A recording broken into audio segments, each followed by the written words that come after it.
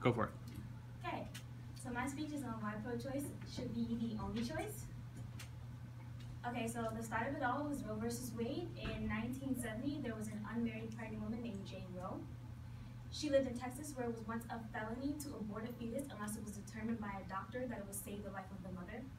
So in regards to that, Roe decided to file a lawsuit against the Dallas County, and on the grounds that the law violated rights of personal liberty and privacy that is supposedly guaranteed in the 1st, 4th, 5th, 9th, and 14th Amendment. She went before the Supreme Court and pleaded her case, and in a unanimous agreement with 7 out of 12 jurors on her side, won.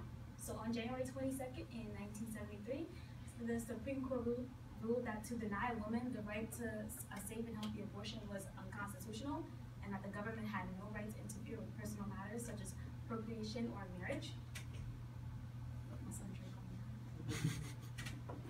So, history of the pro-choice movement. According to an article by popularism.org, the history of the pro-choice movement goes as far back as 450 BC with Hippocrates, which is a famous Greek philosopher, condemning the practice. There are writers as early as the 4th century AD that supported abortion in the first 90 days of pregnancy. This time frame for abortion was based on the idea that the baby was not alive until the mother could feel it moving in her stomach. So it wasn't until later in 1869 that the British Parliament decided to pass the Offences Against Persons Act, which made all abortions illegal. In more modern times, the USSR was actually the first country to legalize abortion in 1920, with Adolf Hitler legalizing it in 1933 on July 25th, even though he did it because he thought that babies should be aborted that weren't deemed racially valuable, which is his thought of the German profile, which is blonde hair, blue eyes, 6 foot, really buff. Japan became the next country to make abortions legal, followed by several European countries. In the 1950s, the Abortion Act of 1967 legalized the practice in the entire United Kingdom. Okay, so pro-choice today in the United States, the pro-choice movement started relatively slow in the United States, contrary to popular belief. The first women's rights movements did not support abortions at all. Susan B. Anthony, who was basically the head of the movement, condemned abortions altogether. But abortions still happened though. They were more of an unspoken secret. Up until the 1960s, most states had laws prohibiting abortion, and in 1966, Mississippi was the first state to legalize abortion in the case of rape.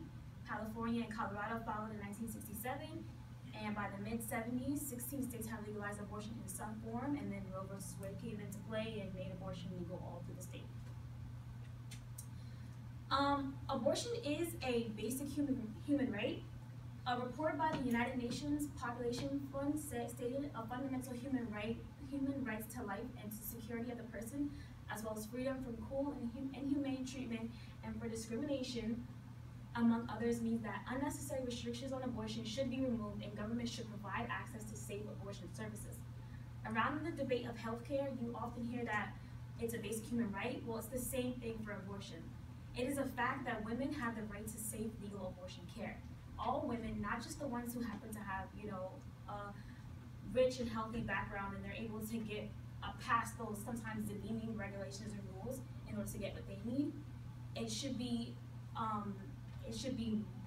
have been more able to provide it for people who were most likely poor and could not afford things like to take care of an entire child. Okay, so the pro-life argument. The pro-life advocates like to say that an abortion unjustly takes away the life of a human being before it even has a chance. They say it is morally wrong and is essentially murder. A lot of them love the phrase that life begins at conception. Having a child is a miracle and every soon-to-be mother should be filled with joy. Just because a mother wants to be irresponsible does not mean that an innocent child should pay for it. Abortion should be illegal. That's what they like to say. What they fail to realize is that before abortion was legalized, that it still happened. It still happened, and if you illegalize it again, it's going to continue to happen. In an article by James A. Grimes for the Huffington Post, he stated that in the 1950s, estimates of numbers of illegal, unsafe abortions ranged widely from 200,000 to 1.2 million per year. These methods were often unsafe and incredibly dangerous. These desperate women were driven to back alleys where they had to endure danger and abuse, which was sometimes sexual. Treatments for abortions women took by mouth included bleach, detergent, and a range of herbal and vegetable teas. Sometimes these home remedies were placed in the vagina and would cause chemical burns. Toxic solutions were squirted into the uterus, such as soap, turpentine, often causing kidney failure and death. Women of means sometimes could find a physician to help, or they could travel to a country like Sweden, where abortion was available in the 1950s. Access to safe hospital abortions was related to a socioeconomic status and race, so the more wealthier you are, the more lighter skin you were, it was easier for you to get what you wanted. Access to safe hospital abortions was racist as well. In 1960 to 1962, abortion ratios for Puerto Rican women were 0.1% per 1,000 births, 0.5 for African American births, and 2.6% for white people. The writer of the article for David Grimes even wrote that the year he was born, the U.S. Vital Statistics reported that more than 700 women died from abortions. The true number was substantially higher when you take account of the fact that the population back then was less than half it is now. In 2010, the most recent year with available data, the Center for Disease Control and Prevention reported that 10 deaths for abortions nationwide.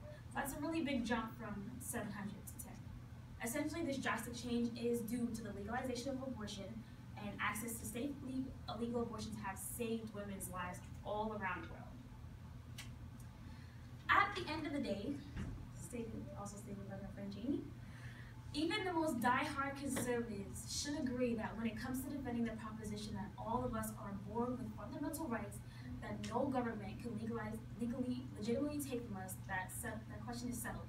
It's in our Constitution, it's in our Declaration of Independence. You might even say that questioning these rights is damn near unconstitutional. It's really offensive. Like, why are my rights as a woman less important than anyone else's? If you accept that human rights exist and that they apply to all of us, you can't pick and choose which rights you like and which you want to eliminate. Abortion rights are human rights, and no one should be denied their most basic human rights.